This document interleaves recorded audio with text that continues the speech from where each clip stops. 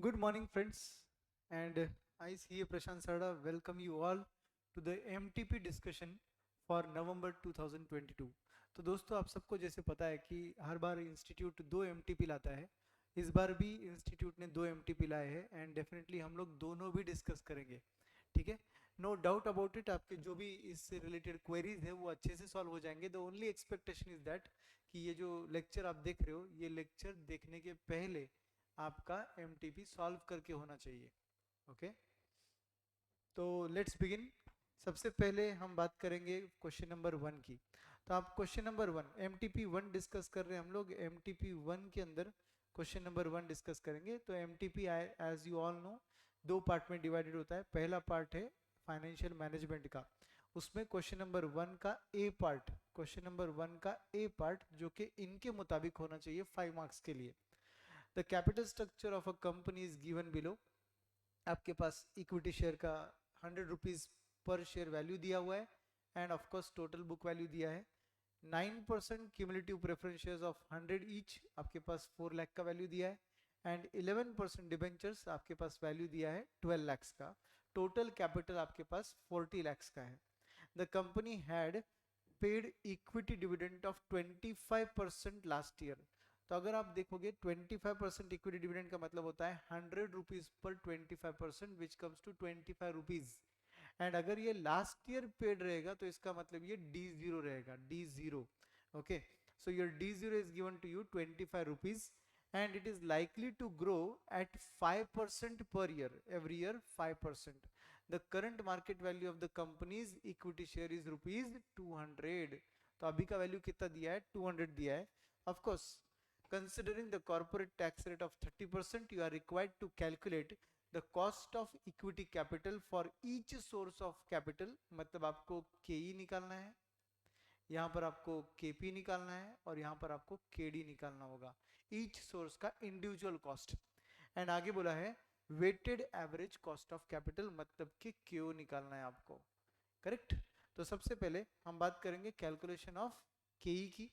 तो आप केई का कैलकुलेशन कैसे करोगे? गिवन इंफॉर्मेशन के साथ D1 अपॉन P0 प्लस जी वाला फॉर्मूला फिट होता है यहाँ पर। तो D1 is nothing but 25 rupees. I solve with you here if you want. तो यहां पर आएगा आपका के का formula D1 upon P0 plus G into 100। यहां पर आपके पास 100 रुपीज पर 25% का डिविडेंड लास्ट ईयर था, मतलब 25 रुपीज का डिविडेंड था। इसको हम मल्टीप्लाई करेंगे ग्रोथ रेट के साथ। क्वेश्चन में ग्रोथ रेट जो दिया है वो 5% दिया हुआ है, इसका मतलब 1.05 के साथ मल्टीप्लाई करने से ग्रोथ ऐड हो जाएगा उसमें। एक बार ग्रोथ ऐड हो गया तो D1 मिलेगा हमको। तो ये D1 है जो लिखा है न्यूमरेटर में, अपॉन P0 जो है वो P0 का वैल्यू 200 रुपीज दिया है। Current market price of share is 200 and growth rate अलग से 0.05 ऐड करना पड़ेगा। आप सब सोच रहे होंगे सर ग्रोथ का इंपैक्ट आपने दो जगह दिया है। नो डाउट दो जगह दिया है। पहला इंपैक्ट जो ऊपर यहाँ पर दिख रहा है it is for D1 calculation, और आगे ये जो अलग से दिया है ये प्लस जी है, क्योंकि आपका फॉर्मूला है D1 upon P0 plus G and last में into 100। Yes friends, if you take calculator and solve it your answer will automatically come. तो आपका यहाँ पर जो आंसर आता है वो 18 पॉइंट, कैलकुलेट करके देख लेते, 25 into 1.05 which comes to 26.25 divided by 200। जो भी आंसर आएगा उसमें 0.05 ऐड कर इंटू 100 करना पड़ेगा। 18.125% इज योर केई। 18.125% इज योर केई। अब इसके बाद व्हाट नेक्स्ट? यस, ये आपका केई आ चुका है 18.125%। फिर आपको केपी निकालना पड़ेगा, कॉस्ट ऑफ प्रेफरेंस शेयर्स निकालना पड़ेगा। प्रेफरेंस शेयर्स के कॉस्ट के लिए आपको क्या करना पड़ेगा दोस्तों?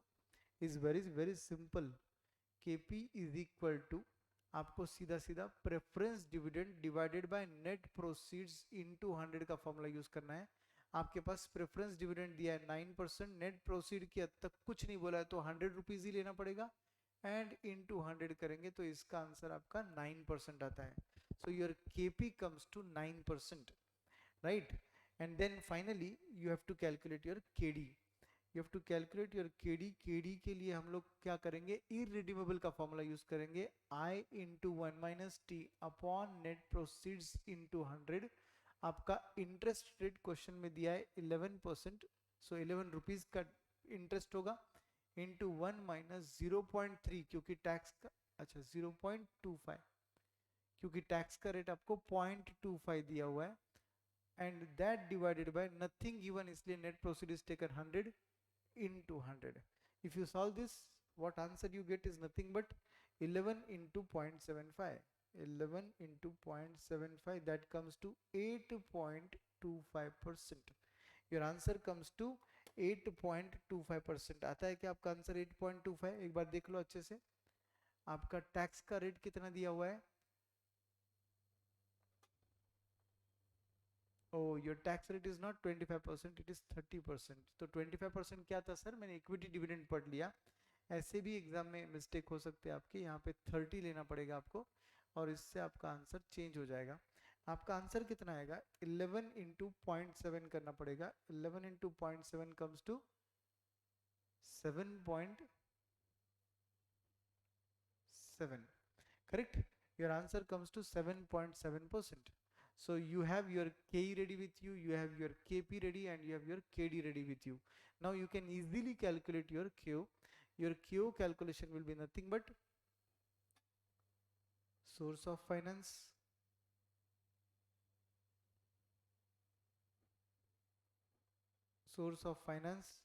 amount rupees, proportion, individual cost, and product. Source of finance, amount rupees, proportion मतलब ही weights, individual cost and product. Source of finance में आपके पास इक्विटी शेयर कैपिटल आएगा, फिर प्रेफरेंस शेयर कैपिटल आएगा, एंड फिर डिबेंचर आएगा. इक्विटी का amount 24 lakhs, cumulative preference share का अमाउंट 4 lakhs, डिबेंचर्स का amount 12 lakhs, your total is 40 lakhs. इसके बेसिस पर अगर हम लोग प्रोपोर्शन निकालेंगे तो इसका प्रोपोर्शन 0.6, इसका प्रोपोर्शन 0.10, एंड लास्ट वाला प्रोपोर्शन 0.30 आएगा. करेक्ट? इंडिविजुअल कॉस्ट हमने जो ऊपर निकाले वही लेना होगा, 18.125, एंड देन सेकेंड केस में आपका आंसर कितना आया था? 9%, एंड लास्ट केस में 7.7%. जब आप इसको मल्टीप्लाई कर सॉल्व करोगे तो आपका आंसर 10.875, 0.90 एंड 2.310 आएगा, जिसका टोटल लेने से आपका आंसर 14.085 ये आंसर आपका आता है जो मेरे स्क्रीन पर दिख रहा है आपको. Yes, this is your question number 1 का ए पार्ट का answer. I hope you understood this very well. Yes, now let's go to question number 1 का B part. The following information is provided with regard to one company जिसका selling price per unit दिया है, variable cost per unit दिया है, break even point दिया हुआ है. You are required to calculate the operating leverage मतलब degree of operating leverage DOL for sales volume of 37,500 units and 45,000 units. तो ये क्वेश्चन बिल्कुल ही अपने रेगुलर नोट्स में जो क्वेश्चन दिया है वैसा ही है. फर्स्ट क्वेश्चन भी बहुत सिंपल था, जो शायद हम लोग first second day of that chapter solve करते हैं.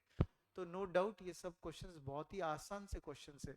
ओके, ब्रेक इवन पॉइंट का इंफॉर्मेशन किस काम में आएगा sir? For finding the fix cost. Because friends, as you all know, at fixed cost your profit is zero, that means your contribution is equal to your fixed cost.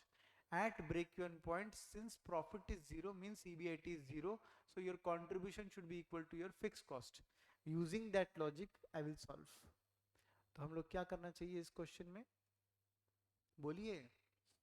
Question number 1 का B part, मतलब कभी कभी मुझे लगता है कि जिस तरीके से वर्चुअली ये सब चीजें चल रही है, एवरी अटेम्प्ट जिसको मैं एग्जाम बुलाता हूँ, teacher gives more hard work than student actually, क्योंकि हर क्वेश्चन मैं इज्जत से यहाँ पर सॉल्व कर रहा हूँ, आप देख रहे हो मस्त आराम से कुछ पॉपकॉर्न खा रहे होंगे, तो भाई साइड में रखो, ये सब चीज़ें आपने पहले सॉल्व कर लेनी चाहिए और सिर्फ यहाँ पर ध्यान देना चाहिए, ठीक है।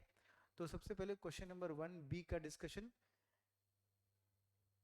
कैलकुलेशन ऑफ फिक्स कॉस्ट कर रहे हैं हम लोग। तो sales at the rate 21 rupees per unit, so multiplied by break even point करेंगे हम लोग। तो ब्रेक इवन पॉइंट कितना है हमारा, 30,000 है ना। तो 30,000 इंटू 21 करेंगे तो 6,30,000 इज अवर सेल्स, माइनस करेंगे variable cost at the rate 13.5 rupees per unit. So 13.5 into break even point 30,000 का है, 4,05,000, लेस करेंगे 630 में से, तो 2,25,000 का कंट्रीब्यूशन आता है। What I am saying is कि यही कंट्रीब्यूशन जो है ये आपका फिक्स कॉस्ट है, यही कंट्रीब्यूशन ही आपका फिक्स कॉस्ट है 2,25,000। सर क्यों? Because at break even point your contribution and fix cost both are same, तभी तो ईबीआईटी जीरो आएगा भाई, इसलिए तो उसको ब्रेक इवन पॉइंट बोलते हैं, no profit no loss. And now once you get this fixed cost, even if I increase my units, number of units sold, my fixed cost will remain same. So using that logic, I can easily calculate my DOL. Calculation of degree of operating leverage. DOL, serial number, particulars, 37,500 units, 45,000 units, correct?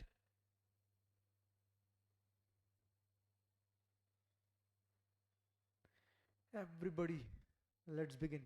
सबसे पहले A part लेंगे sales at the rate 21, B part लेंगे variable cost at the rate 13.5, C लेंगे contribution that is nothing but A minus B, D लेंगे fix cost जो कि ऊपर निकाला है 2,25,000। As you all know fix cost remains fixed, तो दोनों जगह वही आएगा 2,25,000। फिर मिलेगा हमको हमारा ईबीआईटी। तो सेल्स के लिए हम क्या करेंगे, 21 into 37,500 which comes to 7,87,500, and दूसरे केस में 21 into 45,000 that comes to 9,45,000। Variable cost is nothing but 13.5 into number of units, that is 37,500, which comes to 5,06,250, and second case में this comes to 6,07,500, and then you get your contribution. Your first case contribution comes to 281,250. Second case your contribution comes to 3,37,500.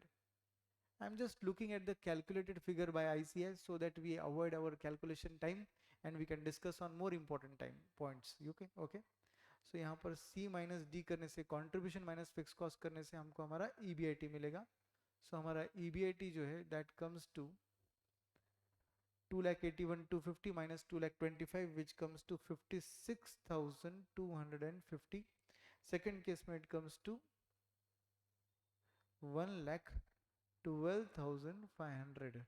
Okay everybody, so this is your calculation for your both the levels of sales, 37,500 units and 45,000 units. Once you get this, calculate the degree of operating leverage by using the formula of contribution upon EBIT, which is nothing but you can say C divided by E.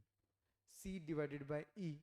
So if I divide 281,250 by 56,250, your answer comes to 5 times, and second case your answer comes to 3 times. Correct? So your answer of degree of operating leverage is 5 times, 3 times. हमारे class के notes में जो question है उसका भी final answer coincidence से यही आता है, उसका भी फाइनल आंसर 5 टाइम्स और 3 टाइम्स ही आता है, आप नोट्स ओपन करके देख सकते हो। Yes, so but answer mug up करने से कोई कंसेप्ट नहीं समझते, मैं सिर्फ बता रहा हूँ कोइंसिडेंस है ये। Yes, now coming to question number 3। Okay, question number 3 बोलता है PI limited has the following balance sheet on 31 March 2020 and 31 March 2021। तो आपको दो बैलेंस शीट दे रखी है, 2021 is your latest year and आपको इनकम स्टेटमेंट भी दे रखा है दोनों सालों का। ओके, एंड जब आप अच्छे से देखोगे तो आपको समझेगा कि sales, COGS, gross profit, selling distribution expense, EBIT, interest expense, EBT less tax, EAT, so ये सब चीजें आपको दे रखी है। You are required to calculate for 20-21 मतलब लेटेस्ट ईयर के लिए inventory turnover ratio, financial leverage ratio and return on capital employed. बहुत ही सिंपल सा क्वेश्चन इंस्टीट्यूट ने पूछ लिया है। यहाँ पर आपको क्या करना है, तो बस ये रेशियोज निकालना है। इन्वेंट्री टर्नओवर रेशियो के लिए हम क्या फॉर्मूला यूज करेंगे दोस्तों, काफी बार क्लास में डिस्कस हो चुका है बट स्टूडेंट्स फिर भी पूछते, मैं वापस दोहराता हूँ। Inventory turnover ratio is always COGS divided by average stock. It is nothing but cost of goods sold divided by average stock. And अगर आपके पास कोई भी कारण से सीओजीएस निकालना पॉसिबल नहीं है तो आप यूज कर सकते हो sales by writing a note for it. Okay, फिर फाइनेंशियल लिवरेज के लिए अगर प्रेफरेंस शेयर्स नहीं है जो कि यहाँ पे दिख नहीं रहे, तो हमारा फॉर्मूला रहेगा E B I T upon E B T. And return on capital employed जो है वो आफ्टर टैक्स निकालना था, इसलिए हमारा फॉर्मूला रहेगा E B I T into 1 minus tax, ये बन गया after tax, divided by capital employed and last में इंटू 100। ओके, तो ये फॉर्मूलेज आपको यूज करने हैं। तो ऊपर देख लीजिए आपके पास इंफॉर्मेशन क्या क्या रेडी है। आपके पास सीओजीएस रेडी है, आपके पास इन्वेंट्री दोनों भी रेडी है, दोनों भी इन्वेंट्री रेडी, तो एवरेज स्टॉक निकल जाएगा आपका आसानी से और आपका आंसर एकदम आसान से आ जाएगा। सो लेट्स सी आपका आंसर क्या आता है।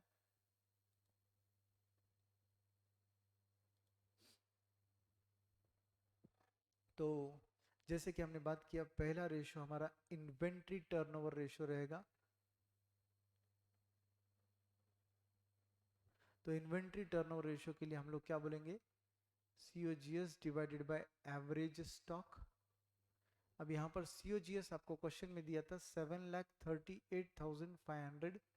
एवरेज स्टॉक के लिए आपके पास ओपनिंग स्टॉक 87,500, क्लोजिंग स्टॉक 70,000, दोनों को ऐड कर डिवाइडेड बाय 2 करना पड़ेगा और आपका फाइनल आंसर जो है वो 9.4 टाइम्स आएगा।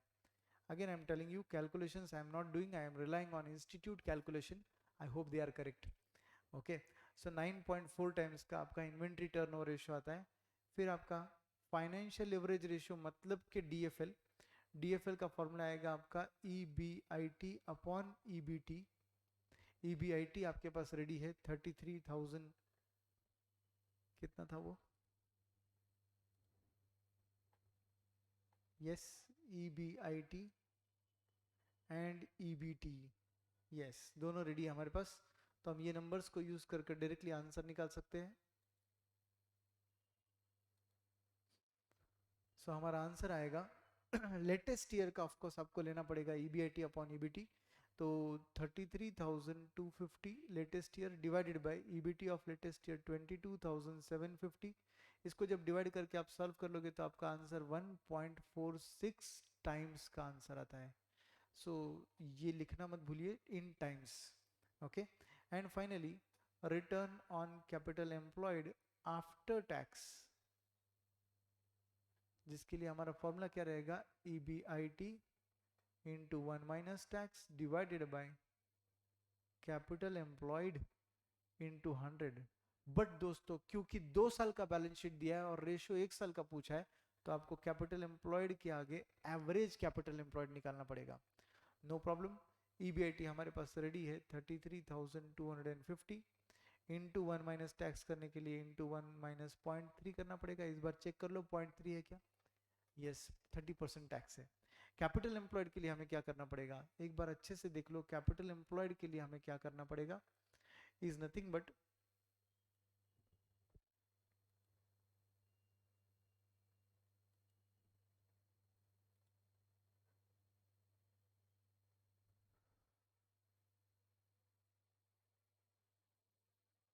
for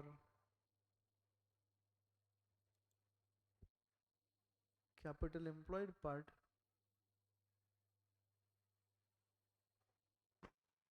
गया मेरा फाइल।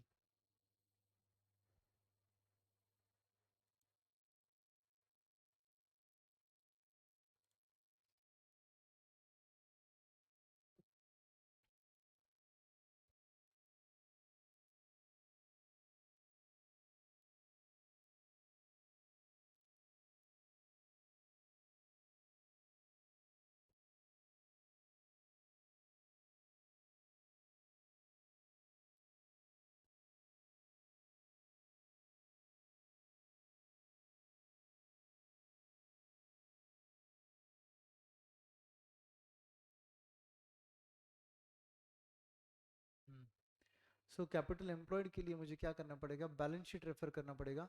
और बैलेंस शीट के लायबिलिटी साइड में अगर मैं देखूँ long term sources of finance, तो share holders funds long term है और लोन्स भी लॉन्ग टर्म है। इसका मतलब ये मेरा कैपिटल एम्प्लॉयड का फिगर रहेगा। इन दोनों को ऐड करके डिवाइडेड बाय 2 करना पड़ेगा। To take average we will have to add and divided by 2। So no problem. चलिए हम लोग क्या करेंगे, इज 2,10,000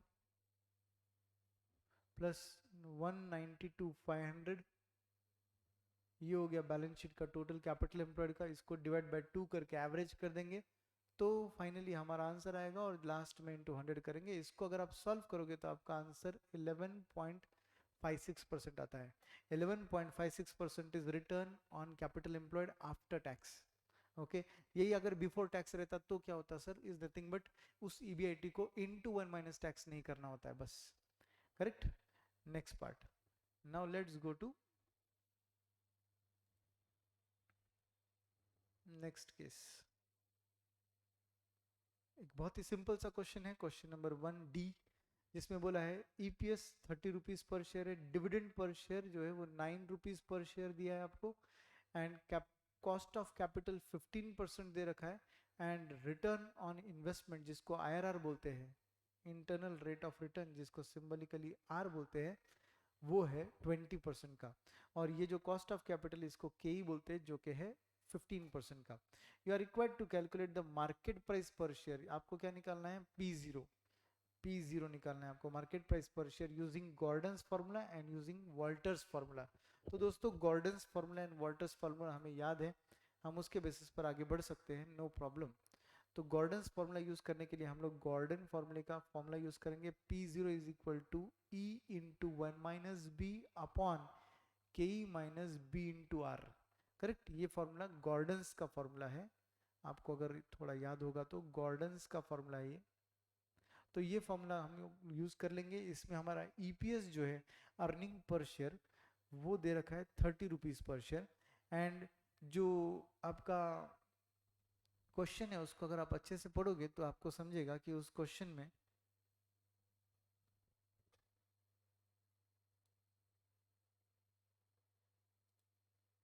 हमारे पास डिविडेंड दे रखा है 9 रुपीज पर शेयर। तो अगर मैं डिविडेंड को मेरे ईपीएस के साथ कंपेयर करूं तो मुझे समझेगा कि 9 डिवाइडेड बाय 30, 9 डिवाइडेड बाय 30 करने से 30% डिविडेंड पे आउट हो रहा है। अगर डिविडेंड पे आउट 30% है, इसका मतलब रिटेंशन जो है वो 70% है। 30% पे आउट है मतलब रिटेंशन जो है वो 70% है। तो उसी बेस लॉजिक को मैं पकड़ूंगा और यहाँ पर हम उसे सॉल्व कर लेंगे। इंटू 1 माइनस 0.7 लेना पड़ेगा। 0.7 क्यों लिया सर, ये 0.7 कैसे आया सर, इज नथिंग बट आपके, अगर आप क्वेश्चन को रेफर करोगे तो उसमें आपको समझेगा कि आपके पास इस क्वेश्चन में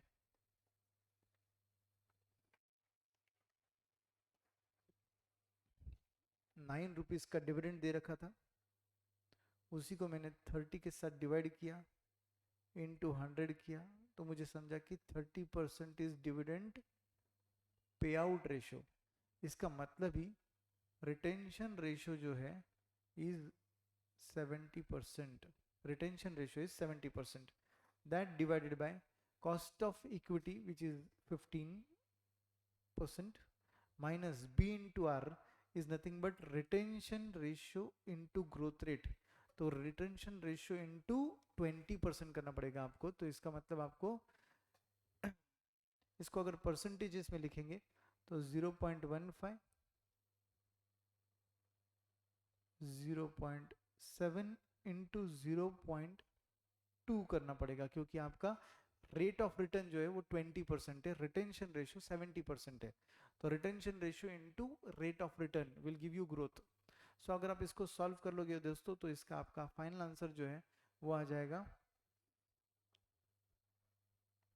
30 into 0.3 which is 9 divided by 0.7 into 0.2 is 0.14 and ये रहेगा 0.15। इसका मतलब 0.15 माइनस 0.14 0.01। तो इसको जब सॉल्व करेंगे तो आपका फाइनल आंसर 900 रुपीज़ आता है। 900 रुपीज़ पर शेयर ये प्राइस आ जाएगा गॉर्डन्स के अनुसार। और अगर मैं वॉल्टर्स के अनुसार इसको सॉल्व करूंगा तो इसका आंसर क्या आता है। वॉल्टर्स अप्रोच का फॉर्मूला है P0 is equal to D1 plus R by K into E minus D whole divided by K. इसको सॉल्व करना पड़ेगा तो आपका आंसर आ जाएगा फाइनल आंसर। D1 के लिए क्या करना, डिविडेंड तो हमारे पास क्वेश्चन में दिया था, तो डिविडेंड जो क्वेश्चन में दिया है वो 9 रुपीज़ है। रेट ऑफ रिटर्न जो है वो क्वेश्चन में दिया है 20%। हमारा कॉस्ट ऑफ कैपिटल 15% है शायद, यस 0.15 इंटू अर्निंग्स हमारे पास 30 रुपीज़ है एंड डिविडेंड 9 रुपीज़ पे आउट हो चुका है एंड हमारा के 0.15 है। अब इसको जब हम सॉल्व करेंगे तो हमारा फाइनल आंसर P0 का आता है। देयरफॉर वॉल्टर्स अनुसार P0 का आंसर आता है 246.67। यस 246.67 ये हमारा वॉल्टर्स फॉर्मूला का फाइनल आंसर आता है। तो ये दोस्तों कैलकुलेशन मैं कर नहीं रहा हूँ, but of course relying on institute calculation I am telling you the answer, logic I am explaining. Okay, now question number 2 की बारी। क्वेश्चन नंबर 2 की हद तक देखते क्या होता है। Eros Limited is planning to invest in a new product which has a life of 8 years. Initial equipment cost is 35 crores. Additional equipment of 2.5 crores will be purchased at the end of 3 years from the cash flows of this year. तो obviously 3 साल बाद जो cash flow आएगा third year का, उसी में से हम परचेस करेंगे एडिशनल इक्विपमेंट 2.5 करोड़ का। At the end of 8th year, the original equipment will have no resale value, but additional equipment can be sold at 10% of original cost. तो उसका ओरिजिनल कॉस्ट था 2.5 करोड़, उसका 10% आता है 25 लाख रुपीज। इसका मतलब टर्मिनल ईयर 8th ईयर में हमको 25 लाख रुपीज मिलने वाले हैं एज कैश इनफ्लो।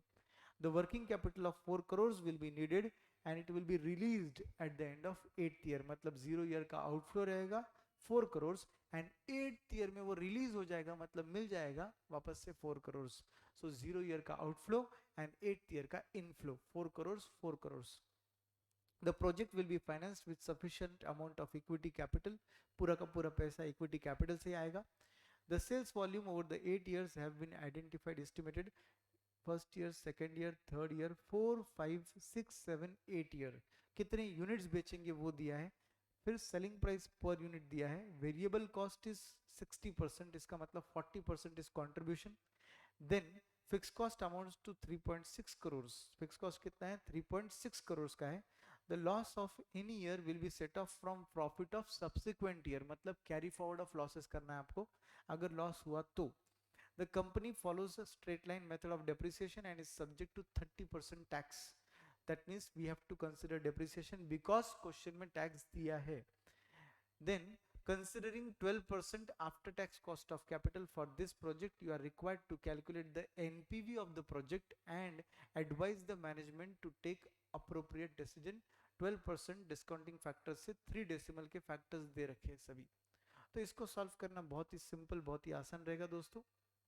सबसे पहले हमको क्या करना पड़ेगा, 0th ईयर का आउटफ्लो निकालना पड़ेगा। ईयर 0 अगर मैं बोलूँ जिसको हम इनिशियल ईयर बोलते हैं, तो उसमें हमारा आउटफ्लो क्या क्या आएगा। कॉस्ट ऑफ इक्विपमेंट आएगा, कितने का आएगा कॉस्ट ऑफ इक्विपमेंट 35 करोड़ का आएगा, करेक्ट। और क्या आएगा सर, एडिशनल वर्किंग कैपिटल आएगा।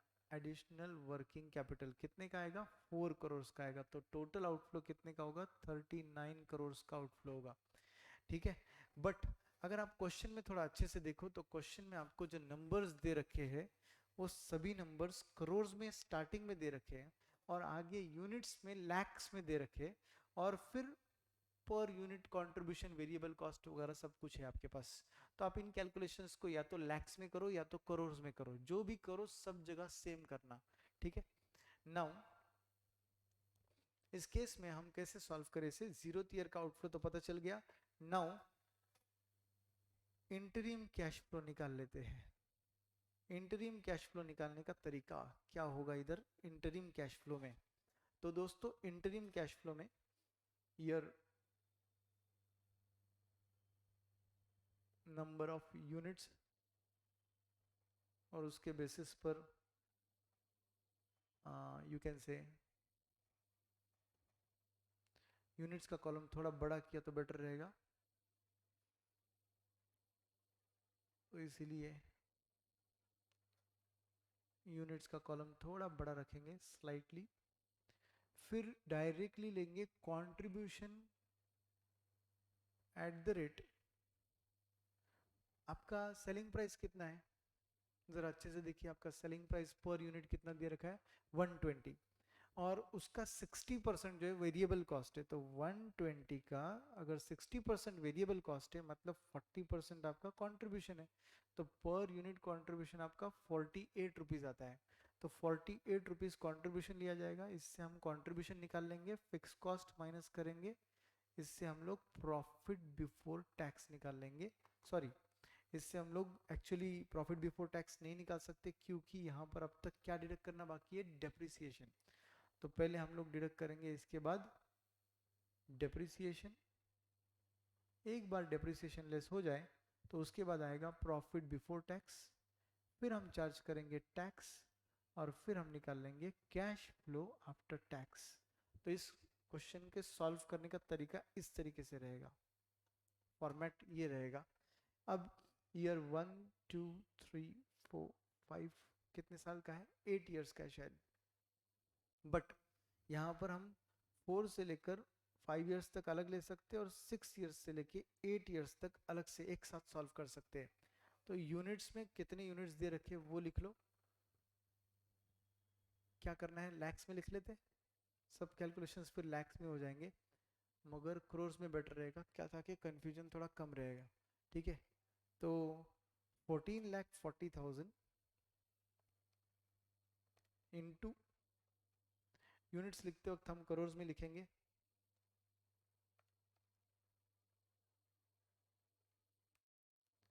तो यूनिट्स अगर मैं करोड़ में लिखता हूँ तो 0.440 ये आ जाएगा, 0.2160, फिर आएगा 0.52, फिर आएगा 0.54 और फिर आएगा 0.36 करोड़ यूनिट्स। एक बार ये यूनिट्स आ गए तो इसके बाद 48 से हर बार मल्टीप्लाई करना है। तो फर्स्ट केस में हमारा आंसर आता है, कंट्रीब्यूशन का आंसर आता है हमारा, ये थोड़ा मैं इंस्टीट्यूट से अलग सॉल्व कर रहा हूँ, इंस्टीट्यूट ने सेल्स निकाला फिर वेरिएबल कॉस्ट निकाला, मगर ये दोनों निकालने की जरूरत नहीं है, दोनों का डिफरेंस अगर निकालोगे तो सीधा कंट्रीब्यूशन मिल जाएगा। इंस्टीट्यूट के मुकाबले हमारे यहाँ पर कॉलम्स कम बनेंगे। ओके, तो ये आ गया कंट्रीब्यूशन हमारा फर्स्ट केस में। सेकेंड केस में हमारा कंट्रीब्यूशन आता है 10.368 करोड़, ये सब करोड़ में चल रहे, ठीक है, फिक्स कॉस्ट भी करोड़ में रहेगा, डेप्रिसिएशन भी करोड़ में रहेगा, सीधा सीधा रुपीज इन करोड़ लिख देंगे हम लोग, ठीक है, रुपीज इन करोड़, तो सब जगह ये लिखने की जरूरत नहीं रहेगी। अगर मैं एक ही बार लिख देता हूँ rupees in crore,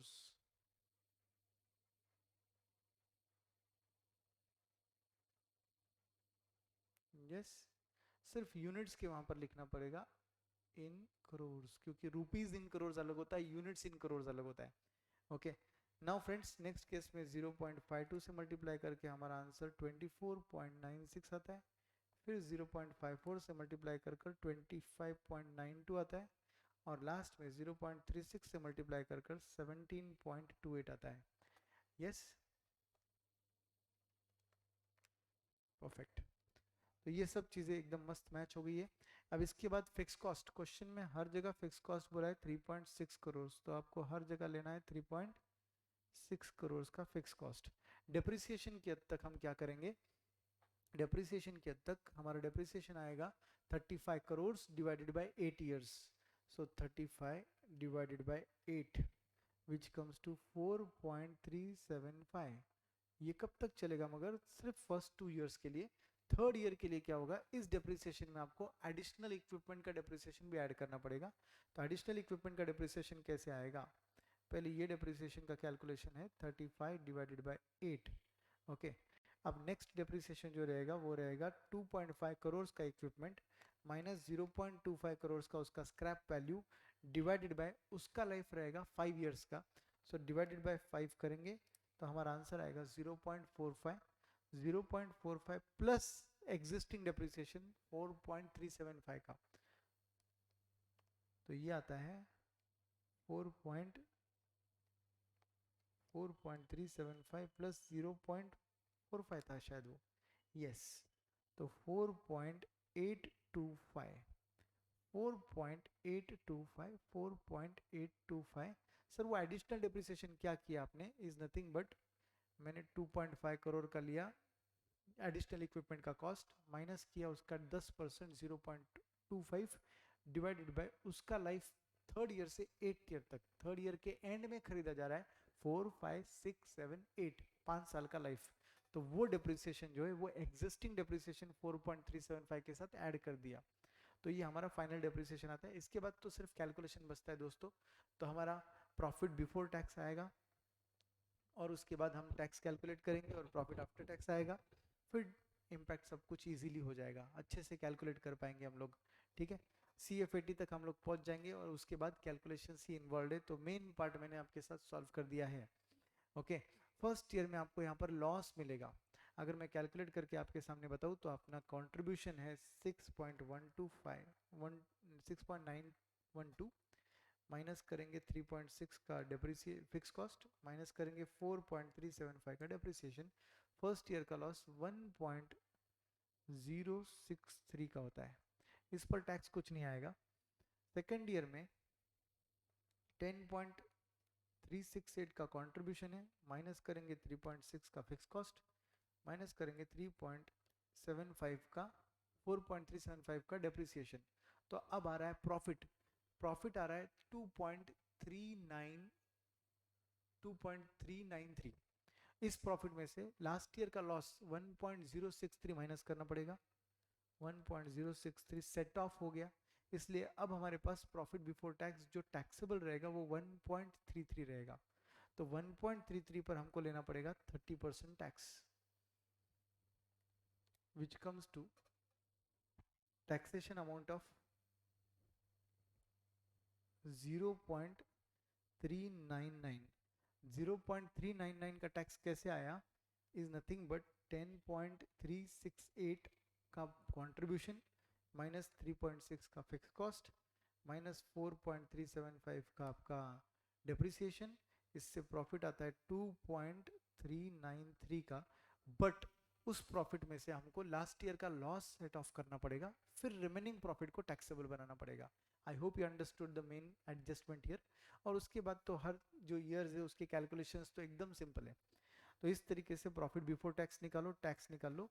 cash flow after tax के लिए क्या करना पड़ेगा, इज एड बैक डेप्रिसिएशन का लॉजिक करना पड़ेगा। तो profit before tax minus tax add back depreciation. Okay, तो इस तरीके से हमारे कैश फ्लो आफ्टर टैक्स आ जाएंगे। हमारे कैश फ्लो आफ्टर टैक्स के नंबर्स जो है वो 3.312, 6.369, 16.2645, 17.0715 एंड लास्टली 11.0235। तो ये सब नंबर्स आते हैं, ये मैं लिख नहीं रहा हूँ जानबूझ के क्योंकि इंस्टीट्यूट के मटेरियल में रेडीमेड आपको आंसर के तौर पे दिया है। ओके, मेन कंसेप्ट जहाँ इन्वॉल्व है मैं आपको वही समझा रहा हूँ। तो ये आ गया आपको cash flow after tax. Finally terminal cash flow निकालना है आपको। तो terminal cash flow is nothing but scrap value of machine zero है, वो तो कुछ नहीं आएगा। और आपका देन वर्किंग कैपिटल का रिकवरी होगा, तो हम बोलेंगे recovery of working capital 4 crore plus scrap value of additional equipment, और वो कितना रहेगा 0.25 करोड़, मतलब 25 करोड़ का 10%। करेक्ट। तो ये आपका 4.25 करोड़ का टर्मिनल कैश फ्लो आएगा 8th ईयर का कैश फ्लो। तो जो भी 8th ईयर के कैश फ्लो है उसमें ये दो नंबर्स ऐड हो जाएंगे, 4 करोड़ एंड 25 lakhs। करेक्ट। तो इस तरीके से आपका इस आंसर में एनपीवी बहुत आसानी से आ जाएगा। ये देखिए, अगर मैं इसका आपको आंसर दिखाऊं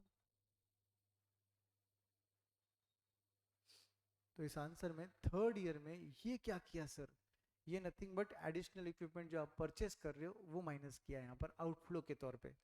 पर सर ये क्या था सर, ये 4 करोड़ एंड 25 lakhs अभी जो हमने निकाला ना टर्मिनल कैश फ्लो वो है ये।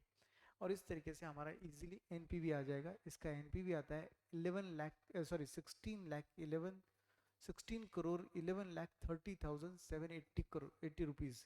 सो ये पॉजिटिव एनपीवी आ रहा है, इसलिए हम लोग बोलेंगे कि ये प्रोजेक्ट हमने एक्सेप्ट कर लेना चाहिए। ओके। इसके बाद नेक्स्ट क्वेश्चन पे आते हैं। ये एक और बहुत आसान क्वेश्चन है, हमारे रेगुलर नोट्स में हमने कवर किया था, बिल्कुल सेम टाइप का। अकाउंट्स रिसीवेबल मैनेजमेंट पे ये क्वेश्चन है। इस पे आपको क्या बोला exactly exactly?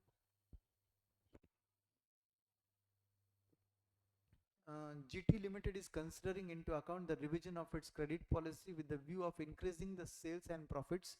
Currently all sales are on 1 month credit, मतलब अभी 1 month का credit दिया जाता है। Contribution is 2/5 of sales revenue। तो अगर मैं 2 divided by 5 करके देखता हूँ तो 40% आता है। 2/5 of revenue is nothing but 40% is contribution, means 60% is variable cost. Then additional cost, additional funds raising cost is 20%, that is nothing but your finance cost. So this is your finance cost. Okay, 20% का finance cost है। The marketing manager of the company has given you the following options with estimation for consideration. Sales revenue 40 lakhs, 42, 44, 50 lakhs. Credit period 1 month, 1.5 month, 2 month and 3 months. Bad debts percentage 2%, 2.5%, 3%, 5%. Cost of credit and administration 24,000, 26,000, 30,000, 60,000. You are required to advise the company on the best option. तो इस question में अपने को best option निकालना है। हमारे पास कितने option है? 4। एक करंट पॉलिसी और जो बचे हुए पॉलिसी है वो प्रपोज्ड पॉलिसी। तो इस क्वेश्चन को सॉल्व करने के लिए बेस्ट तरीका है इंक्रीमेंटल अप्रोच। आपको इंक्रीमेंटल अप्रोच क्यों यूज करना पड़ेगा? क्योंकि आपके पास फिक्स कॉस्ट गिवन नहीं है। ओके, तो इस क्वेश्चन में हम बोलेंगे पर्टिकुलर्स एग्जिस्टिंग पॉलिसी 1 मंथ वाला, और फिर प्रपोज्ड पॉलिसीज जिसमें आपके पास 1.5 मंथ्स है, 2 मंथ्स है एंड 3 मंथ्स है।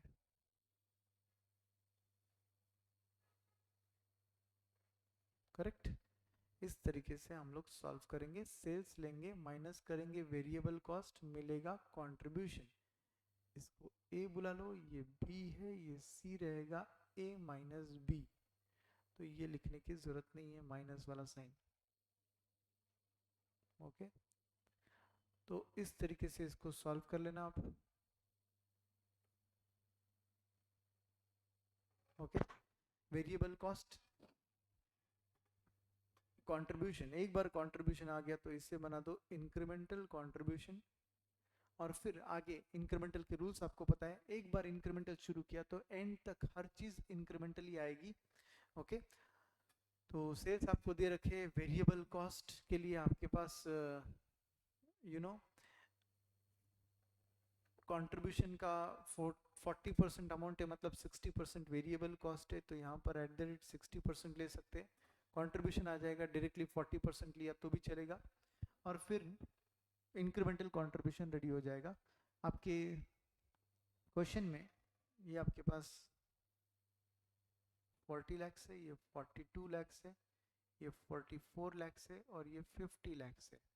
इसका 60% वेरिएबल कॉस्ट है, तो 0.6 into 40 is equal to 24 lakhs। 42 को मल्टीप्लाई करेंगे तो 25.2 lakhs, 44 को मल्टीप्लाई करेंगे तो 26.4 lakhs एंड 50 को मल्टीप्लाई करेंगे तो 30 lakhs। तो इस तरीके से आपके पास वेरिएबल कॉस्ट आ गया। बचा हुआ फिगर जो है वो कंट्रीब्यूशन है, 40 माइनस 24 करेंगे तो 16 lakhs, 42 माइनस 25.2 करेंगे तो 16.8 lakhs, 44 माइनस 26.4 करेंगे तो आंसर 17.6 lakhs एंड 50 माइनस 30 करेंगे तो ऑफकोर्स 20 lakhs। एक बार ये आ गया तो इसको इंक्रीमेंटल बना दो। इंक्रीमेंटल के लिए first policy is the best policy, इसलिए यहाँ पर आएगा 0.8, यहाँ पर आएगा 1.6 lakhs, यहाँ पर आएगा 4 lakhs। ये बन गया आपका इंक्रीमेंटल कंट्रीब्यूशन। इंक्रीमेंटल कंट्रीब्यूशन आ गया एक बार, तो उसके बाद चीज़ एकदम आसान हो गई है आपके लिए। अब आपको क्या करना पड़ेगा, इसमें से बैड डेट्स लेस करने पड़ेंगे हमको, वो भी इंक्रीमेंटल बनाकर लेस करने पड़ेंगे। तो E will be your bad dates.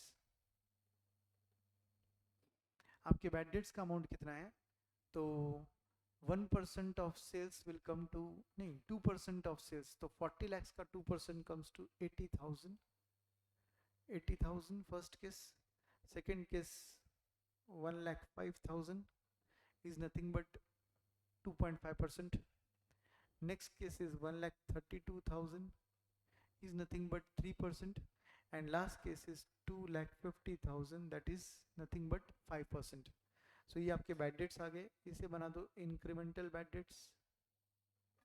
Incremental bad dates के लिए 80,000 विल बिकम द बेस, और फिर incremental will be 25,000, next case 52,000, next case 1,70,000। ये मिल गया आपको आपका इंक्रीमेंटल बैड डेट्स। एक बार इंक्रीमेंटल बैड डेट्स मिल गया तो आगे बढ़ते हैं। और कौन से कॉस्ट दे रखे आपके पास, कुछ क्रेडिट डिपार्टमेंट का कॉस्ट दिया था उन्होंने, जी पार्ट में लेंगे हम लोग क्रेडिट डिपार्टमेंट कॉस्ट। कितना था वो, 24,000, 26,000, 30,000 एंड 30,000 के बाद 60,000। इसे भी बना दो incremental credit department cost. incremental credit department cost 24,000 will become the base, 2,000 is incremental, 6,000 is incremental and 24,000 is incremental। Correct, 24 नहीं 36 आएगा, 24 तो यहाँ पर है ना। 36,000 will become the incremental।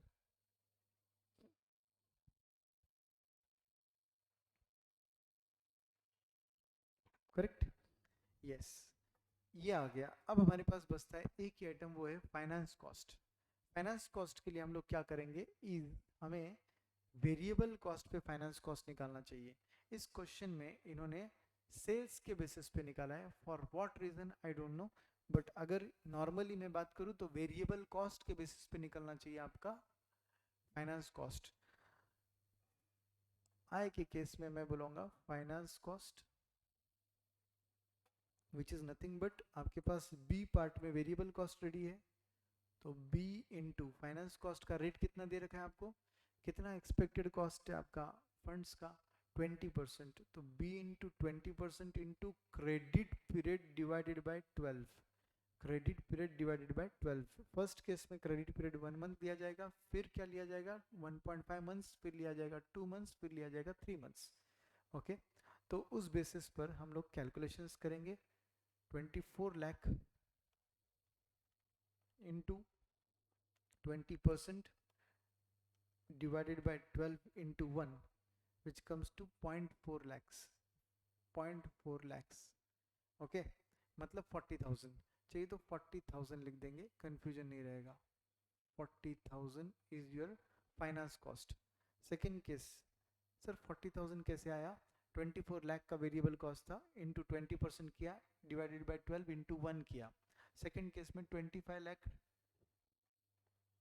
20,000 25 lakh 20,000 का आपका वेरिएबल कॉस्ट है, उसका 20% ये आपका फाइनेंस कॉस्ट है, इनटू सेकेंड केस में 1.5 मंथ्स डिवाइडेड बाय 12 होगा, विच कम्स टू 63,000 का finance cost. I am telling you again, उन्होंने आपको कैलकुलेशंस सेल्स बेसिस पे दिए और मैं जो कैलकुलेशन कर रहा हूँ वो कर रहा हूँ कॉस्ट बेसिस पर, क्योंकि कॉस्ट बेसिस पर ही फाइनेंस कॉस्ट निकलता है। And I tell you the proof also, MTP2 में एक क्वेश्चन है जिसमें उन्होंने वेरिएबल कॉस्ट पे लिया है। So don't rely on institute final answer, they are not always correct, remember this. So next part आपका वेरिएबल कॉस्ट है 26,40,000, तो हम बोलेंगे 26,40,000 का 20% और फिर into credit period is 2 months divided by 12, that comes to 88,000. And then last case, your variable cost is 30 lakhs, so 30 lakhs into 20% divided by 12 into last case में 3 months, which comes to 1,50,000 का finance cost. जे part में इसको बना दो incremental finance cost. तो incremental finance cost के case में क्या होगा? First cost will become the base, फिर here it will be 23,000, then 48,000, and then 150 minus 40,000, which comes to 1,10,000. Don't take risk. Wherever it is small confusion also calculate करो calculator पर। K part में हम बोलेंगे incremental net benefit. Incremental net benefit कैसे निकलेगा? Is D वाला incremental contribution, F वाला incremental bad debts, H वाला इंक्रीमेंटल क्रेडिट डिपार्टमेंट कॉस्ट। तो D minus F minus H, D minus F minus H minus J वाला incremental finance cost, that will give you your final answer. Okay, so first case it will be 0 minus 0 minus 0 0 0 sub 0. Second case it will be 25 80 आपका 80,000 का incremental contribution minus 25,000 का incremental bad debts minus 2,000 का आपका incremental credit department cost minus 23,000 का आपका finance cost incremental वाला, so this comes to 30,000. okay, that will be of course different from the institute final answer because they have taken finance cost on sales. Next case it will be 1,60,000 minus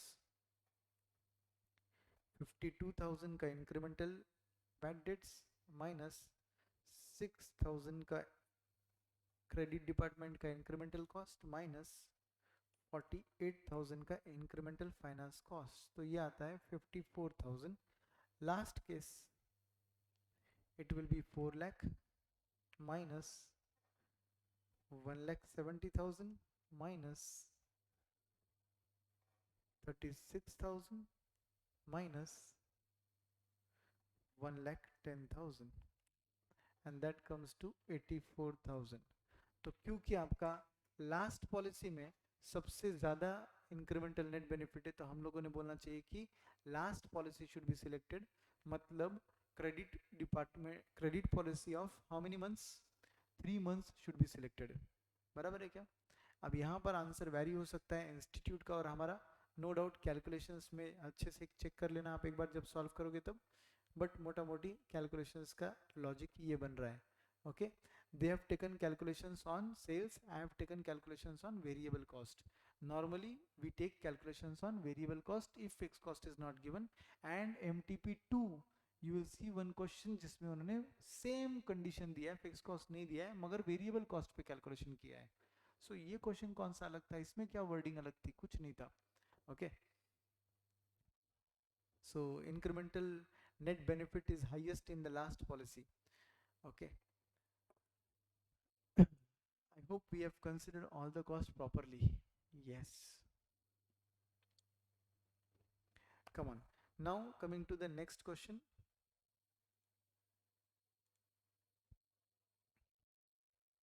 Yes, question number 4 पर आते.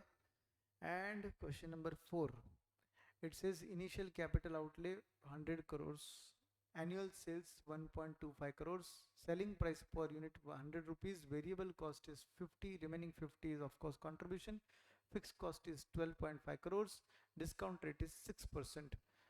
Considering the life of project as 3 years, you are required to calculate the NPV of the project. कितना आसान question है, आपको इस question का इस simple से क्वेश्चन का NPV निकालना है.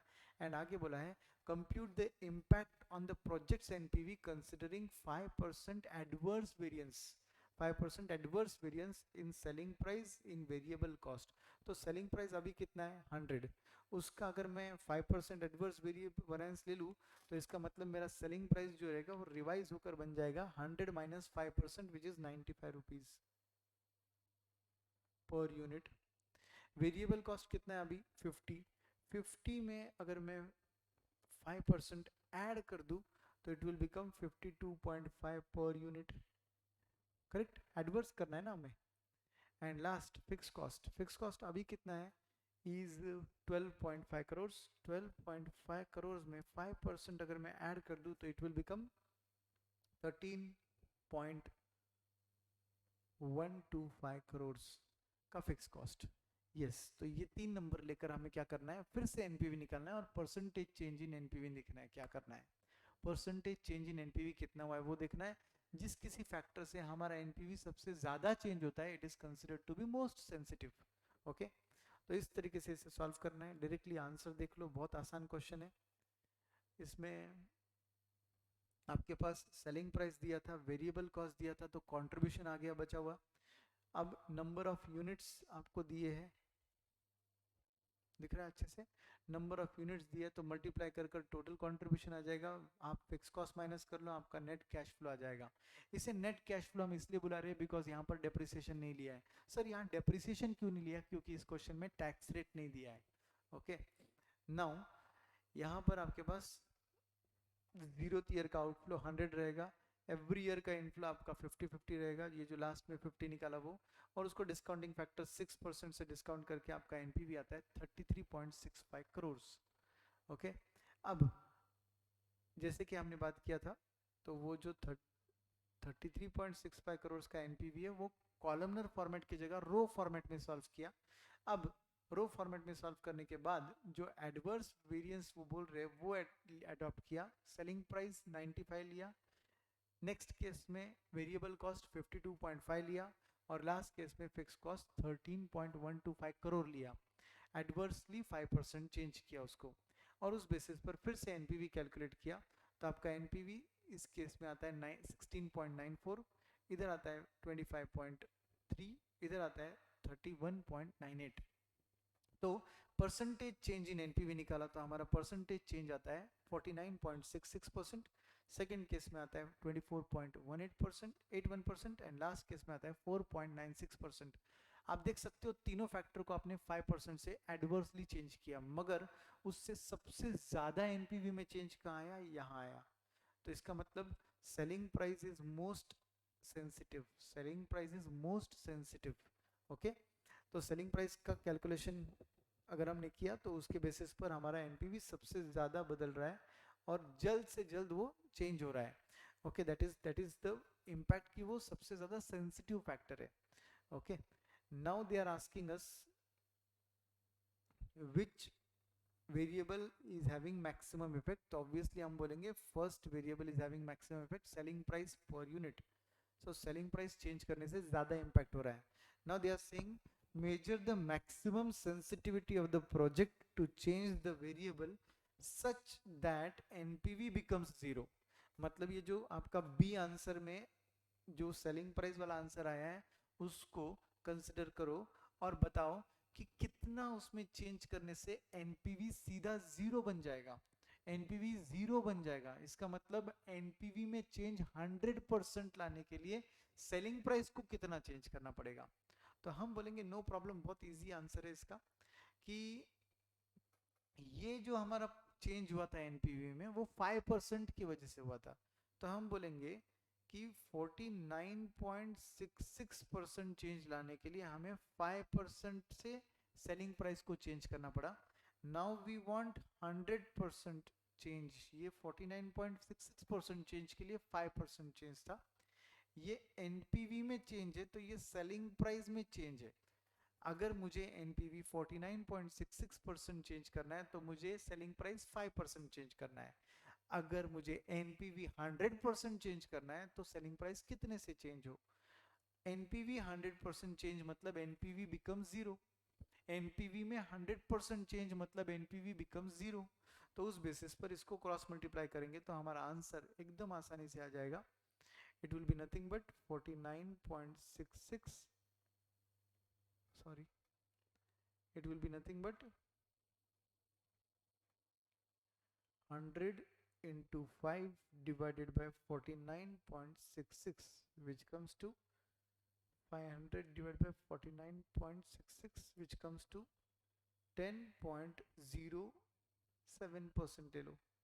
10.07% ये देख रहे हो आप, 10.07%। yes, that is the logic। तो ये था आपका सेंसिटिविटी वाला क्वेश्चन, जिसमें सेकंड पार्ट में उन्होंने पूछा था कि एनपीवी जीरो करने के लिए कितना सेलिंग प्राइस में चेंज करना पड़ेगा, बट सेलिंग प्राइस स्पेसिफिकली बोला नहीं था। बी पार्ट का आंसर पूछा था, तो बी पार्ट के आंसर में मोस्ट सेंसिटिव निकला सेलिंग प्राइस, इसलिए हमने सेलिंग प्राइस को लेकर कैलकुलेट किया। Okay, I hope you understood it very properly. Now coming to question number 5। Okay, तो सब लोग देख रहे हो अभी 1 घंटा हो चुका है और हम लोग ऑलमोस्ट एंड पर है। ठीक है, financial management is going to end and we are going to end very soon EFF also. Don't worry, it will take hardly 20 minutes. Leo limited has the operating income मतलब ही EBIT of 21,60,000. The total capitalization is of 120 lakhs. The company is evaluating the options to introduce debt financing in the capital structure and the following information is available for various debt values. तो आपके पास date values दिए, interest rate दिया है, equity का capitalisation rate मतलब के दे रखा है। You are required to calculate compute the cost of equity capitalisation मतलब क्या, के। You are required to calculate equity capitalization rate मतलब ही KE if approach is followed. If approach is followed, assume that the firm operates in zero tax regime मतलब tax नहीं है। Calculations are to be based on book values। तो ये जो book values दे रखी है इसी के बेसिस पर कैलकुलेशन करना है। ओके, तो इसके लिए स्पेसिफिकली हमको एक फॉर्मूला यूज करना पड़ता है। अगर आपको पता होगा तो KE का एक फॉर्मूला है। ओके, के का क्या फॉर्मूला रहेगा दोस्तों, यहाँ पर K is equal to KO plus debt upon equity into KO minus KD। ये फॉर्मूला दोस्तों आपका अप्रोच का फॉर्मूला है। अप्रोच का फॉर्मूला है K is equal to KO plus debt upon equity into KO minus KD। सो दोस्तों ये फॉर्मूले को समझने के लिए एक काम करते हैं, look at this logic, you will understand more better. आपके पास के का फॉर्मूला है Q plus debt upon equity into Q minus KD। It can be considered as ROE, क्योंकि के है तो ROE is equal to ROA, क्योंकि overall capital is nothing but ROA, return on asset, plus debt upon equity into ROA minus KD।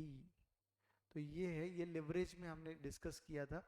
ये formula आता है, अगर return on equity निकालना होगा तो रिटर्न ऑन एसेट्स में प्लस कर लो debt upon equity into return on assets minus KD।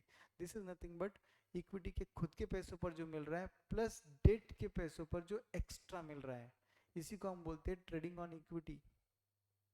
Anyways हम एग्जाम के बहुत नज़दीक है इसलिए मैं डिटेल में नहीं जाऊंगा, कॉन्सेप्चुअली नहीं जाऊंगा। हमें ये फॉर्मूला यूज करके आंसर निकालना है। ओके, हमें ये फॉर्मूला यूज करके आंसर निकालना है के का। अब हम के का आंसर निकालने के लिए क्या करेंगे, इस डेट का वैल्यू दे रखा था हमारे पास, इक्विटी का value can become the balancing figure, क्योंकि टोटल वैल्यू रेडी है हमारे पास। ओके। एंड उससे हम डेट अपॉन इक्विटी का आंसर निकालेंगे। बाय द वे इसको हम फाइनेंशियल लिवरेज बोलते हैं, डेट अपॉन इक्विटी। और फिर आपके पास क्वेश्चन में कॉस्ट ऑफ डेट दे रखा है, तो आप सीधा एक काम करो, ओवरऑल कॉस्ट में से कॉस्ट ऑफ डेट माइनस कर लो, और फिर आपका सीधा सीधा फॉर्मूला यूज कर लो, K is equal to KO plus debt by equity into KO minus KD। Yes, this can be easily solve. जैसे कि फर्स्ट केस में आपके पास डेट ही नहीं है, तो पूरा का पूरा 120 लाख जो है वो इक्विटी हो जाएगा, तो डेट इक्विटी रेशियो 0 हो जाएगा, कॉस्ट ऑफ डेट एप्लीकेबल ही नहीं रहेगा, KD माइनस KO माइनस KD एप्लीकेबल ही नहीं रहेगा। Yes, actually KO minus KD, तो KO कितना दे रखा है आपके पास, 18% है ना, तो ये 18% आ जाएगा। KO minus KD will become 18% क्योंकि कॉस्ट ऑफ डेट इज 0, तो ये 18 आ जाएगा। और उससे हमारा ये सॉल्यूशन जो है ये सीधा सीधा 18% पर आ जाएगा। करेक्ट। सेकंड केस ज़्यादा बेटर समझेगा आपको। डेट का वैल्यू 10 लाख दिया है, मतलब ये आ जाएगा 110 लाख, तो debt by equity will be 10 upon 110 which comes to 0.909090। And फिर KD आपको 7% दिया है। ओके, KO माइनस KD करेंगे तो हमारा आंसर कितना आएगा, KO माइनस KD करने से 18 माइनस 7 करेंगे तो 11 का आंसर आएगा, और इसको सॉल्व करने से हमारा फाइनल आंसर 19 आएगा।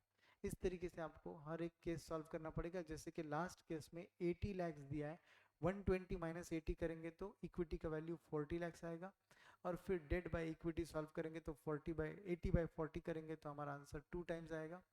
और फिर KD का वैल्यू आपको 10 दे रखा है लास्ट केस के लिए, एंड KO माइनस KD करेंगे तो 18 माइनस 10 करने से 8 आंसर आएगा। इसको सॉल्व करेंगे लास्ट केस में तो हमारा फाइनल आंसर 34 आएगा। तो इस तरीके से आपको हर एक कॉलम सॉल्व करना पड़ेगा, क्योंकि मुझे कंसेप्ट डिस्कस करने इसलिए मैं ये सब दिखा रहा हूँ आपको। ठीक है, तो ये सब बेस्ड था एक्चुअली ये फॉर्मूले पे, और ये फॉर्मूले का लॉजिक यहाँ से आता है। ओके, नाउ नेक्स्ट क्वेश्चन पे जाते हैं। ये आपके थियोरेटिकल क्वेश्चन से, थियोरेटिकल क्वेश्चंस कोई बहुत ज़्यादा अलग नहीं थे, बहुत इजी थे। और यहाँ पर पूछा है आपके पास you know brief out what is over capitalization, finance executive के functions, venture capital financing characteristics उसके। और यहाँ पर पूछा है कि इंटर कॉर्पोरेट डिपॉजिट और सर्टिफिकेट ऑफ डिपॉजिट पर शॉर्ट नोट लिखो। एंड प्लेन वेनिला बॉन्ड, मतलब ऐसा बॉन्ड जिसके कोई फीचर ही नहीं है, उसके 4 पॉइंट ब्रीफ आउट करो। ठीक है, तो ये FM का थ्योरी पार्ट हो गया। अब आते हैं practical part of economics for finance. Mainly इसका प्रैक्टिकल पार्ट मुझे डिस्कस करना था आपके साथ, बट ये डिस्कशन के पहले एक बहुत इंपॉर्टेंट बात कि आपके जो ये जो पेपर है, इस पेपर में सबसे अलग ये 2 क्वेश्चन पूछे गए थे। तो ये 2 क्वेश्चंस जो है, क्वेश्चन नंबर 1A और 1B, इसके अंदर पूछा गया था कि how the measurement of national income in India is done. तो एक बार इसका आंसर अच्छे से गो थ्रू कर लेना। एंड दूसरा पूछा है दोस्तों, distinction between classical and Keynesian theory, ये भी हमने क्लास में डिस्कस किया है, एक बार इसका आंसर गो थ्रू याद से करना, क्योंकि ये 2 यूनिक क्वेश्चन है, बहुत ही अलग क्वेश्चन है। आपके चार्ट बुक में ये कवर्ड नहीं है, इसलिए बोल रहा हूँ, टेक्स्ट बुक में कवर्ड है बट चार्ट बुक में कवर्ड नहीं है, तो प्लीज़ इसे यहीं से, इसके ही सजेस्टेड आंसर से गो थ्रू कर लेना। अब आते हैं हम लोग calculation of national income. Actually देखा जाए तो ये क्वेश्चन ही गलत है। इन्होंने बोला है इनकम मेथड और एक्सपेंडिचर मेथड से नेशनल इनकम निकालो, दोनों मेथड से आंसर अलग आता है। ओके, दोनों मेथड से आंसर अलग आता है, तो ऑब्वियसली क्वेश्चन को ही हम गलत मानेंगे, बट एनीवेज हम सॉल्व करेंगे इसे। इनकम फ्रॉम NFI दिया है आपको, net income from abroad. Compensation of employees, जब हम बोलते हैं कंपनसेशन ऑफ एम्प्लॉयज, इसका मतलब ये है कौन सा, इनकम मेथड का लॉजिक। तो यहाँ पे हम लिख देंगे आय। फिर नेट इनडायरेक्ट टैक्सेस, ये जनरल आइटम है। एंड देन रेंट जो है ये इनकम मेथड का आइटम है। प्रॉफिट इनकम मेथड का आइटम है। नेक्स्ट एक्सपेंडिचर मेथड है, private finance final consumption. Net domestic capital formation expenditure method का आइटम है, इसमें नेट दे रखा है, इसके मतलब हम GDP पर नहीं पहुंचेंगे, हम NDP पर पहुंचेंगे। फिर उसके बाद डेप्रिसिएशन जनरल आइटम है। इंटरेस्ट आपका इनकम मेथड का आइटम दे रखा है। Mixed income of self employed आपका इनकम मेथड का आइटम दे रखा है। इसके बाद एक्सपोर्ट इंपोर्ट, ये आपके एक्सपेंडिचर मेथड के आइटम्स है। गवर्नमेंट का फाइनल कंजम्पशन एक्सपेंडिचर, ये एक्सपेंडिचर मेथड का आइटम है। ऑपरेटिंग सरप्लस ये इनकम मेथड का आइटम है, बट आपको याद होगा तो operating surplus is R plus I plus P. तो इसका मतलब जैसे ही ऑपरेटिंग सरप्लस आ जाता है तो रेंट इग्नोर कर लो, प्रॉफिट इग्नोर कर लो और इंटरेस्ट भी इग्नोर कर लो। आर आई पी को इग्नोर कर लो, rent interest profit. And contribution, employers contribution to social security scheme कहीं नहीं आता है। तो दोस्तों ये सब लॉजिक से हम लोग हमारा नेशनल इनकम कैलकुलेशन कर सकते हैं। अगर मैं बात करूँ स्पेसिफिकली आपको इनकम मेथड के अंडर, तो 1000 ऐड कर लो, फिर आरआईपी को छोड़ दो क्योंकि ऑपरेटिंग सरप्लस है आपके पास, तो 1000 plus 1700, 1000 plus 1700 plus mixed income भी दे रखा है 900 का, वो भी ऐड करना पड़ेगा 900। तो ये आ गया आपके पास 3600 का एनडीपी एट एफसी, 3600 का। बट हमें चाहिए एनएनपी एट फैक्टर कॉस्ट, तो इसमें ऐड करना पड़ेगा हमें एनएफआई। एनएफआई कितने का है? 50 का एनएफआई है, तो हमें ऐड करना पड़ेगा इसमें plus 50 which comes to 3650 crore. Correct? ये आ गया इनकम मेथड के लॉजिक से, ये आ गया इनकम मेथड के लॉजिक से। अब मैं एक्सपेंडिचर मेथड के लॉजिक से आपको अगर बताऊं तो हम पहुंचते हैं नॉर्मली जीडीपी पर, यहाँ पहुंचेंगे एनडीपी पर क्योंकि हमारे पास नेट वर्ड यूज किया हुआ है। ओके, तो एक्सपेंडिचर मेथड के आइटम्स को ऐड करना चालू कर दो। एक्सपेंडिचर मेथड में 1500 आएगा, फिर आपके पास एक्सपेंडिचर मेथड में 600 आएगा, फिर एक्सपेंडिचर मेथड में आपके पास 90 ऐड करके 60 लेस करना पड़ेगा, ऐड 90 लेस 60, और एक्सपेंडिचर मेथड में आपके पास 1200 ऐड करना पड़ेगा, तो ऐड कर लो 1200। तो ये आता है एक्चुअली एनडीपी ऑफ 3330। इन्होंने तो कुछ और ही निकाला है आंसर में, इन्होंने जीडीपी निकाला है, पता नहीं क्यों और किस रीजन से जीडीपी निकाल के दिया है आपको। यहाँ पे हम लोग पहुंच चुके हैं एनडीपी पर। इसमें अब मुझे एनएनपी पर पहुंचना है। ये तो मार्केट प्राइस होता है, आप सबको पता है ये मार्केट प्राइस होता है, क्योंकि हम एक्सपेंडिचर मेथड में मार्केट प्राइस पर पहुंचते हैं। तो हमें पहुंचना है NNP eight factor cost per, तो नो प्रॉब्लम, 3330 में से माइनस करना पड़ेगा नेट इनडायरेक्ट टैक्सेस। तो नेट इनडायरेक्ट टैक्सेस क्वेश्चन में दे रखे, यस दे रखे, नेट इनडायरेक्ट टैक्सेस 150 के, तो हम लोग लेस कर देंगे 150, हम पहुंच गए फैक्टर कॉस्ट पर, और ऐड करेंगे एनएफआई 50 का।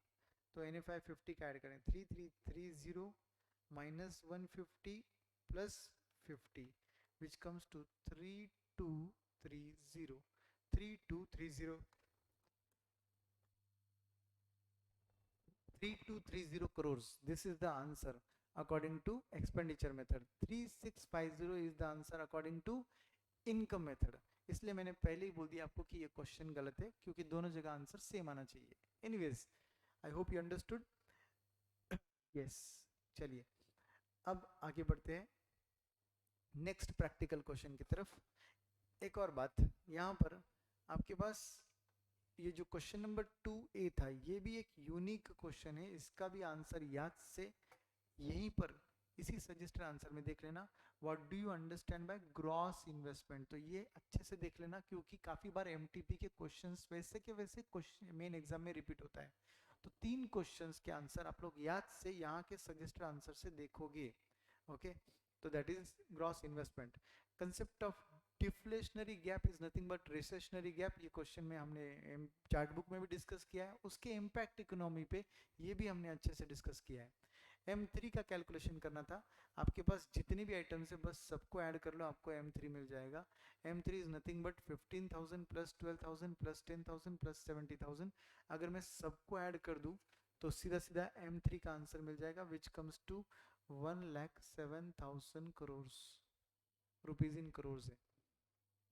करेक्ट? तो डायरेक्टली M3 में ये सभी चीजें आती है, इसलिए सबको ऐड कर दिया। Currency with public, demand deposit with bank, time deposit with bank, other deposit with bank. Now friends, motive of holding the cash ये हमने अच्छे से चार्ट बुक में कवर किया है. Efficiency of market is affected by monopoly, monopoly के हद तक हमने ये चार्ट बुक में भी अच्छे से कवर किया है. एस्केलेटेड टैरिफ क्या होता है ये भी हमने कवर किया अच्छे से. Relationship between money multiplier money supply, पता नहीं क्यों ये क्वेश्चन बार बार दिख रहा है तो अच्छे से कवर कर लेना. And various international measures adopted by government, ये एक बार देखना. इसका आंसर मेरे मुताबिक इंस्टीट्यूट ने गलत दिया है. आप लोग अच्छे से इंटरनेशनल मेजर का आंसर लिख सकते हो चार्ट बुक को रेफर करके. यहाँ का आंसर रेफर करना है तो रेफर कर लो, कोई बात नहीं. चार्ट बुक रेफर करना है तो कर लो. What changes in statutory, how do the changes in statutory liquidity ratio impact the economy, ये भी अच्छे से आप कवर कर सकते हो, no problem. SLR ratio impact कैसे करता है कॉन्ट्रैक्शनरी पॉलिसी एक्सपांशनरी पॉलिसी में, देख सकते हो आप. व्हाट इज एफपीआई, इस पे भी आप लिख सकते हो. आउटकम ऑफ प्राइस सीलिंग क्या होता है, पंप प्राइमिंग क्या होता है, पब्लिक गुड्स किससे बोलते हैं, and why do you consider national defence as public goods, ये भी आप अच्छे से लिख सकते हो. What is market stabilisation scheme role played in the economy, ये भी आप लिख सकते हो अच्छे से. Differentiate between nominal GDP real GDP, इसको तो बहुत डिटेल में हमने कवर किया है, आप देख सकते हो. Now friends, coming to most important ये वाला पार्ट. इसको सॉल्व करने के लिए हमें क्या करना पड़ेगा, इक्विलिब्रियम इनकम निकालना था आपको, जिसका फॉर्मूला है C प्लस आई प्लस जी. क्योंकि हमारे पास x माइनस एम नहीं है क्वेश्चन में, तो हम बोलेंगे y इज इक्वल टू सी की जगह ये चीज लिखनी पड़ेगी 40 प्लस 0.75 इनटू वाई डी. निकालने के लिए क्या करना पड़ता है, y माइनस टैक्स करना पड़ता है, ऐड ट्रांसफर पेमेंट करना पड़ता है. टैक्स कितना है 0.2y is tax, and transfer payment कितने का है 100 का है, तो ट्रांसफर पेमेंट ऐड करना पड़ेगा 100, एंड ये आ गया हमारा c. प्लस i कितने का है हमारे पास 60, g कितने का है 75, तो 60 प्लस 75. इसको जब आप सॉल्व कर लोगे तो आपका y का आंसर एकदम आसानी से आ जाएगा. अगर सॉल्व करना है तो हम लोग साथ में यहाँ पर भी सॉल्व कर सकते हैं, कोई बड़ी बात नहीं है, बहुत ही आसान सा क्वेश्चन था. और इसको अगर सॉल्व कर लोगे आप तो आपका y का आंसर 625 करोड़ आता है. ओके, y का आंसर आपका 625 करोड़ आता है. तो आई होप दोस्तों कि आपको यहाँ तक का सॉल्यूशन एकदम अच्छे से समझा है. मैंने आपको प्रॉमिस किया था कि हमारा 15 मिनट्स में इकोनॉमिक्स फॉर फाइनेंस भी हो जाएगा, तो देखो हमने कवर कर लिया है. ये था आपका MTP 1. जल्दी मिलेंगे MTP 2 के लिए. Thank you very much. See you tomorrow for MTP 2. Monday को MTP 2 रिकॉर्ड होकर यहाँ पर अपलोड हो जाएगा. आप आपके कन्वीनियंस से जो पार्ट नहीं आया वो देख लेना. MTP 2 में कुछ यूनिक क्वेश्चंस है, FM में ज़रूर MTP 2 का वीडियो भी देखना. Thank you very much. Study hard. एक बात याद रखिए, ये टाइम वापस नहीं आएगा. All the best.